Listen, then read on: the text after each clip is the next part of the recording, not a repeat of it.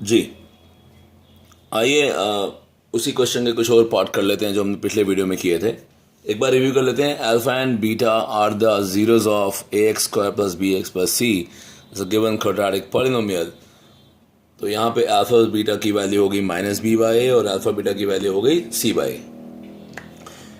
पिछले क्वेश्चन में alpha beta zeros थे x square minus five x plus six के, जिसमें अल्फा प्लस बीटा की वैल्यू आई थी माइनस बी बाई ए से minus of minus five by one, that is five, and alpha beta की value आई थी c by a, that is six by one, that is six.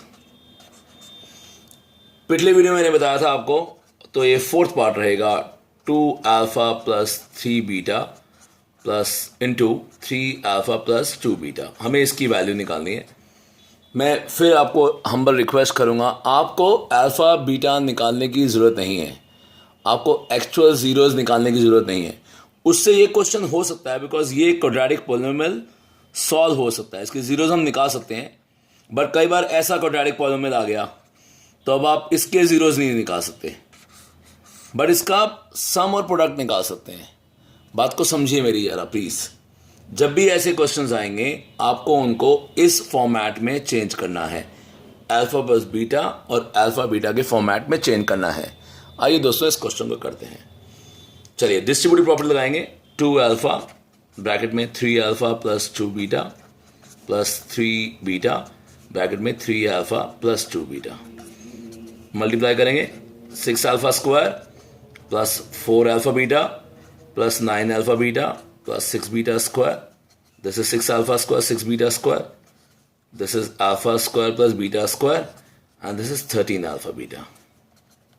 आपको मालूम है alpha square plus beta square का formula होता है alpha beta whole square minus 2 alpha beta, और this is 13 alpha beta.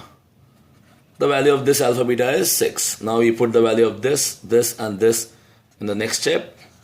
This 5 square minus 2 into 6 plus 13 into 6. So this is 78, and this is 5 square minus 2 into 6, 25 minus 12, 13. 13 6 are 78. 78 plus 78, guys, this is 156. Got it?